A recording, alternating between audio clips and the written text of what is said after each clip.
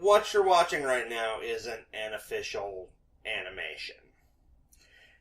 It features segments of animations that I've done. Mostly stuff that was just really short, just to show off a particular idea or a character model. But that wasn't substantive enough to post for general viewing. For the most part, I've only showed most of the videos in this to trusted friends and members of the team. On top of that, I'm also showing off just how these characters have developed over the life cycle of the project. The particular early sketches that were done for almost all of the characters that I cringe a little bit when I look at them now. As compared to how they developed over time as everybody learned what we were doing. Who's everybody, though? Well, starting from the bottom with this project, once I decided that I didn't want it to be a comic book and I wanted it to be an animated cartoon, it was really important that I actually had a team. I like having people around that I can get automatic feedback from, that I can bounce ideas off of, that can bounce ideas off me. And there's just a really wonderful feeling about when you get something back from someone that comes from an idea you had, but it's not actually something you made. And now it's just something that you're able to work with. It's a really great feeling. I've loved having it. I love giving it to other people as much as I can.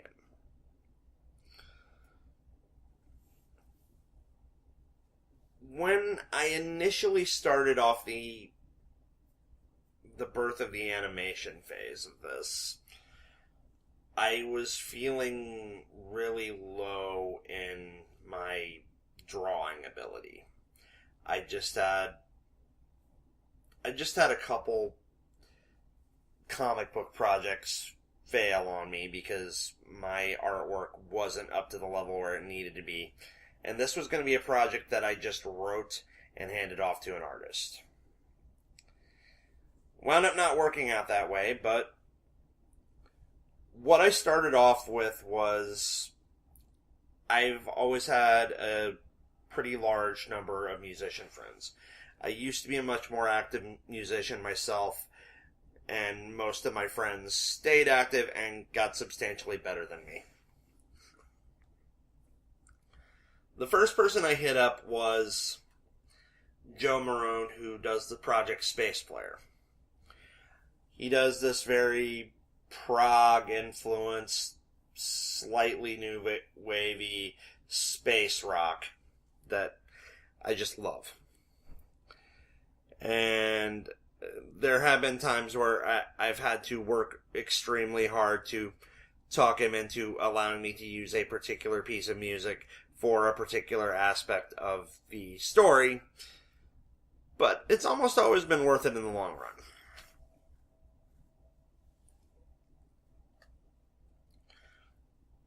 I met Joe online through some of the Objectivist forums, and we just connected really well because we had similar taste and a lot of the same type of fantasy, sci-fi, superhero stories.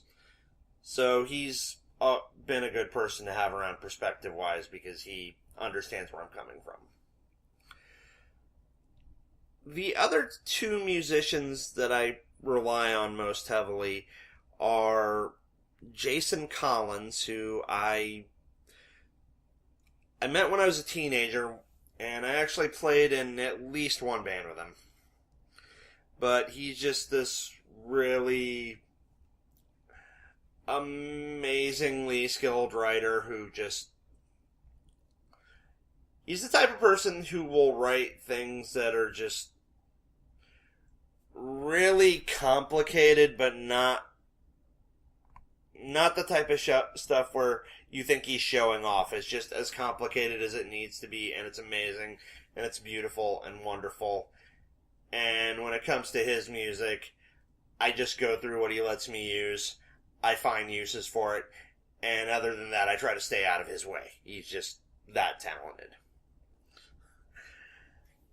Not to say that Mike Beatty isn't. Mike's a really amazing musician and songwriter in his own right. Most of the bands I've been in have been with Mike. And we tend to know how each other works. He's usually the person I can be the most collaborative with, where I can co-write something with him, or I can give him a prompt and know that he can come up with something special on the fly with it. He's the guy I can go to and be, hey, I need a song that does this. And he's the guy that can do it.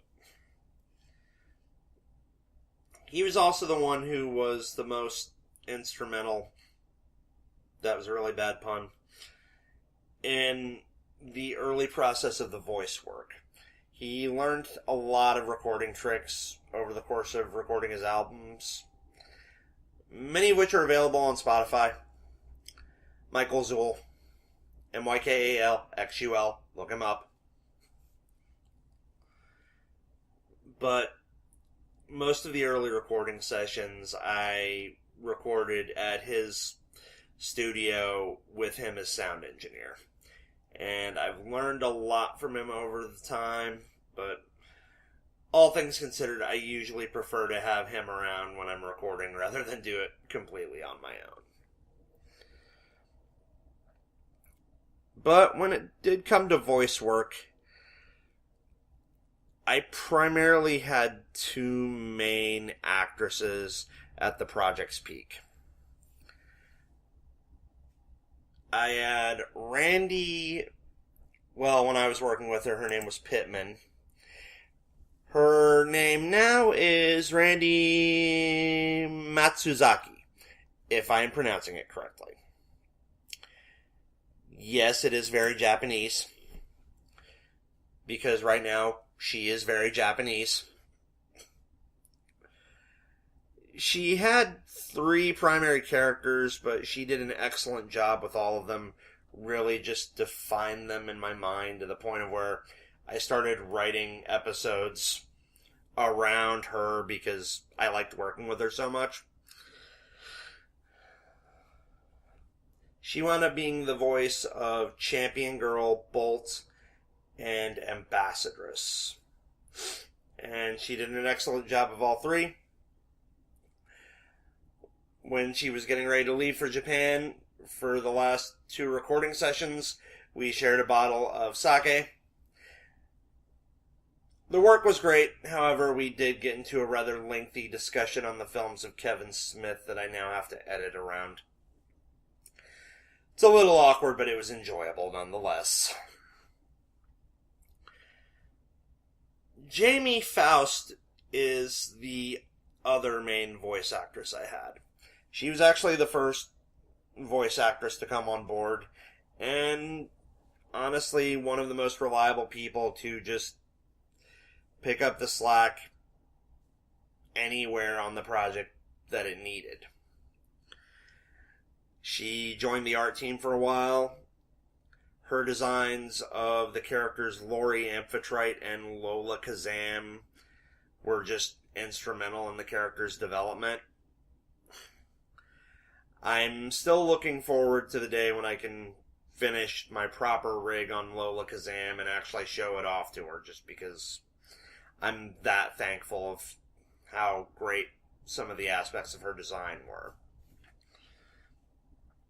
The big thing with Jamie as a voice actress was that she was very prolific. She took on the most characters out of anyone in the early going. Most notably Terawatt, Dream Girl, Blue Bolt, and at one point she was actually doing Lola Kazam. Just a really she really developed a good range over time, and she was just really good about stepping up to the plate and just doing a little bit of everything. I loved having her around. She's been a bit busy lately with her day job, and a new child. But I have to admit, I would love to work with her again someday. That leads me to the final member of the team who he's been probably one of the most helpful. Richard Hoya is someone I met through Toastmasters, speaking club, and we gravitated toward each other for the same reason that I did with Joe. We were the two guys who were into geek culture. And just early on, I sent him a couple of my Dynamic Debutante scripts, and he responded by asking if he could do some fan work for me, some fan artwork. And that fan artwork wound up being the design of Tara Watt that completely fixed a huge problem I had with her design. And I effectively just told him, so do you want your fan artwork to just be official then?